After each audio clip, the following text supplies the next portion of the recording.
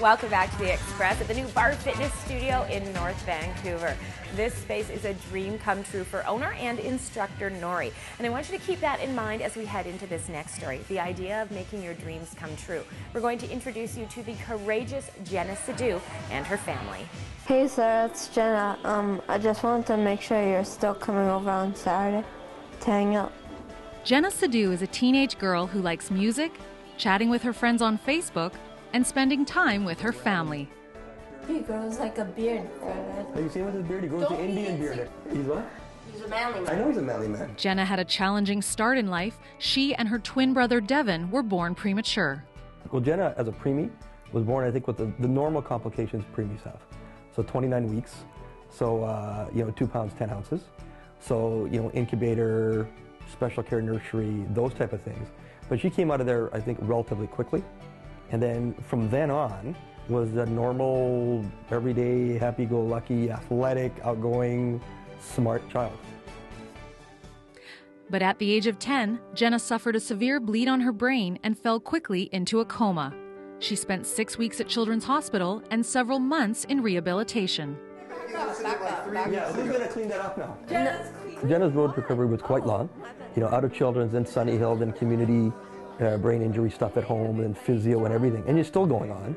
She still does physio. She had to work on her core strength, because you got to remember when Jenna came home, she came home basically having to learn everything over again. She didn't speak for months. She finally started speaking when she was at Sunny Hill with rehab, but it took a few months, and she voiced her opinion and said, "I want to come home." Oh my God.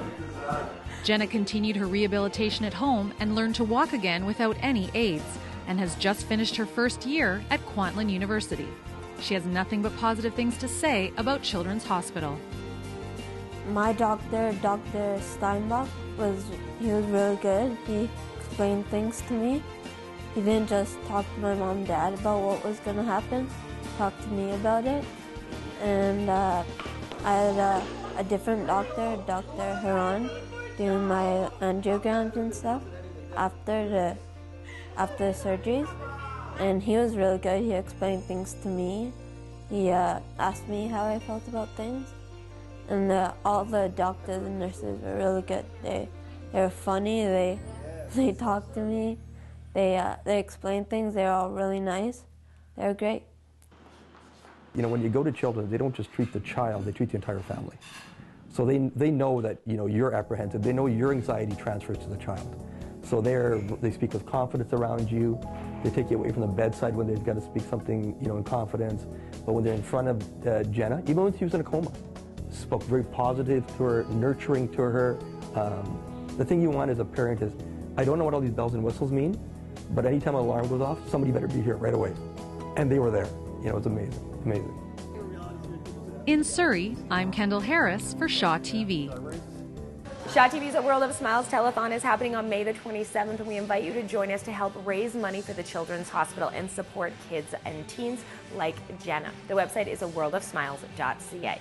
It's all about giving kids a fair chance at life, and then the sky's the limit. Like this next story about a teen musician who's following his dreams and using some pretty big shoes as inspiration.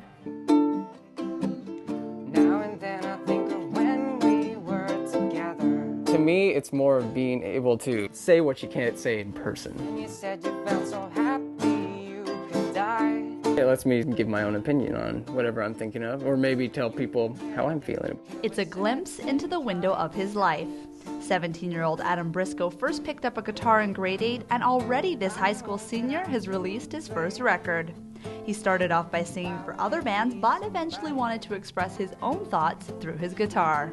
Typical boy, I probably get a lot of inspiration from the girls, but to me it's that, but then mixed in with a bunch of little random things I kind of hear. If I hear something just randomly somewhere, I'll be like, that sounds like it would be cool, and then I write it down, and maybe turns into a song, or it just stays kind of as a poem. Although Adam is now going forward with his music career, he never let on to his talent as a kid. Mom Sheila never even knew her son could sing until after he had won an idol competition at school. Now that she knows of his musical knack, she's his #1 fan. If he has a thought to write a song at 3 in the morning, sometimes I have to listen to it while I'm trying to sleep or practicing for gigs sometimes, but they have to do what they're meant to do. And sometimes you got to bite the bullet and let them. Many young musicians and artists choose to write from what they know, and Adam is no different. But what does set him apart is the fact that he chooses to focus on the positive. Everything they wrote about was kind of based on, as Paul McCartney said, everything they write about was based on love. In spite of all that may be. Basically always based on a girl, which I was like, that's a good outline. In this day and age, people have a lot to be sad about. And if another artist on the scene that wrote, about happiness and love, like, no one's really done that since the Beatles. In spite of all the danger.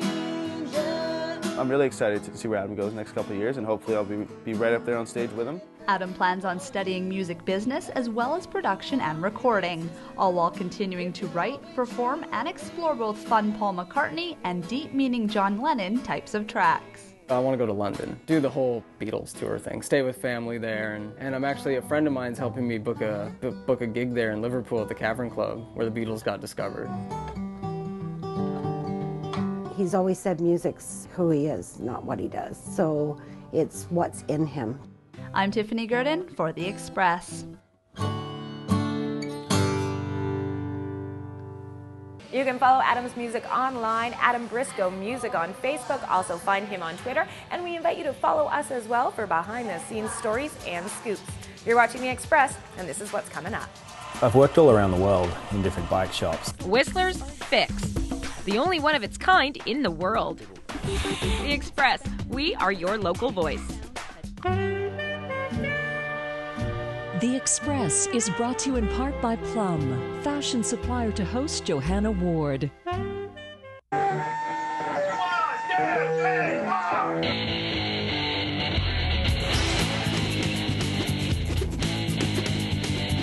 What's your thing? Bugs. Everybody's gotta have a thing.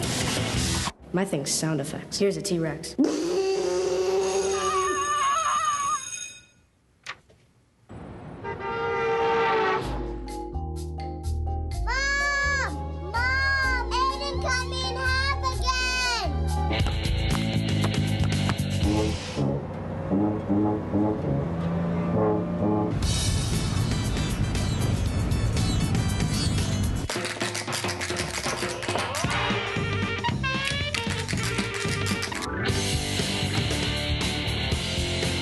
Nobody's good at everything. But everybody's good at something. What's your thing?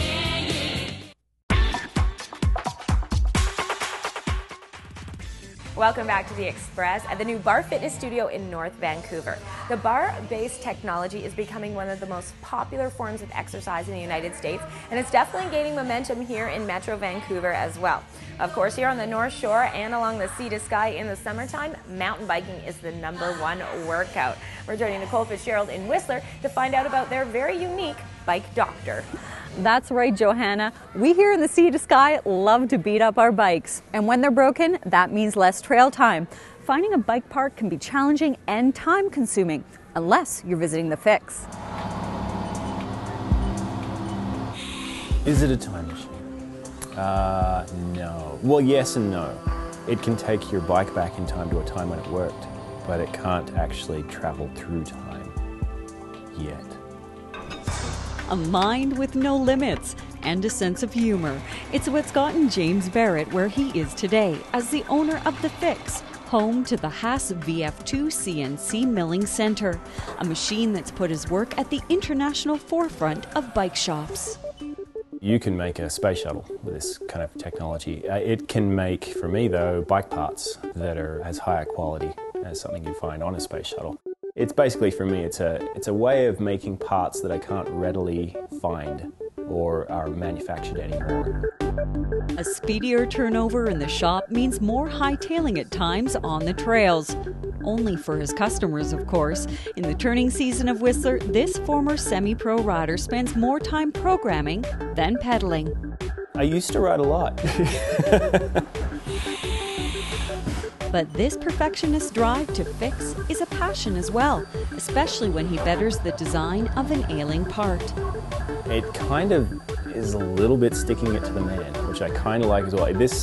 the age we live in is a lot of inbuilt redundancy, and you break a plastic part that's designed to break, and then you have to spend $150 to get the full kit so that you can make the little plastic part work again, or something like that. So I don't like that. I come from a different age of when I was a child racing BMXs and stuff. If I didn't fix it myself, I didn't get to race. And so I got really good at making my own little things. Little things that now have a decent lifespan thanks to his craftsmanship, even in Whistler. I've worked all around the world in different bike shops, in London and Toronto and Australia. But by far and away, the most carnage that I see is in Whistler. It's an abattoir for bikes. They get cut up, they get ripped up, they get torn up. The mountain, it's just a wrecking zone. We used to go down to Interbike every year, and some of the suppliers would either say, "Whistler, where's that? Is that near Albuquerque?" Or they'd say, "Oh yeah, we don't warranty our stuff there." That speaks volumes. Bent derailleur hangers, worn-out suspension linkages, and can't-be-found headset cup adapters. Bring it on! Challenges like these are exactly what this business was built on, and what keeps Whistler's own Rocket Man tinkering in a rural setting with urban turnaround expectations. A lot of people plan their entire lives around riding their bike. If they miss out for 2 days, they're literally banging down my door. So I always try to have a 1 to 2 day turnaround. Sometimes it doesn't work out that way. We have to make a part or we have to order a part. If it's not done immediately, I'm getting phone calls every half an hour. Passion. It arrives broken, but then gets the fix. From Whistler, I'm Nicole Fitzgerald for Shaw TV. James completely relies on word-of-mouth advertising, and it's paying off. His small-town operation is moving from the 500-square-foot studio to a space twice its size in the coming months, so you can watch for his new hangout in Function Junction. You're watching The Express, and for more things happening around Metro Vancouver, the Fraser Valley, and the Sea to Sky, we've got your FYI. Radar's Quality Assured Collisions FYI is presented by Radar's Quality Assured Collision, an ICBC Valet accredited repair facility. Pump up your tires, strap on your helmet, and join Bike to Work Week May 28th to June 3rd in communities all over BC. Test your mad skills at the NSCU Squamish Test of Mettle, a 67K cross-country mountain bike race with over 1,200 meters of climbing and 35 kilometers of single track. The Vancouver International Children's Festival celebrates its 35th anniversary on Granville Island, May 29th to June 3rd, with world-class puppetry, theater, music, and art. Radar's Quality Assured Collisions FYI was presented by Radar's Quality Assured Collision. Also, every month, Barre Fitness sponsors a worthy cause. 100% of their Sunday Raise the Bar class goes towards a different charity every month. And in May, it's Check Your Head, an organization that educates youth about social and environmental issues. You're watching The Express, and I think it's time for me to get back to my workout. Thanks for joining us, only on Shaw TV.